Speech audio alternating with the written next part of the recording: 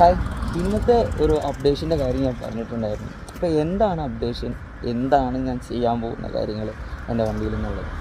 അപ്പം രാവിലെ നിന്ന് ഇറങ്ങിയതാണ്. നല്ല ടയേർഡെന്ന് പറഞ്ഞു കഴിഞ്ഞാൽ ഒരു രക്ഷയില്ല. ഞാൻ ഒരുപാട് നാളായിട്ട് വണ്ടി ഓടിക്കുന്നതിൻ്റെ ആണെന്ന് തോന്നുന്നു. കുറച്ച് ഭയങ്കരമായിട്ട് ടയേർഡായി പോയി. എൻ്റെ കണ്ണ് കണ്ടതെന്ന് ഞാൻ മനസ്സിലായി, ഭയങ്കര റെഡിഷ് ആയിട്ട് നിൽക്കാം.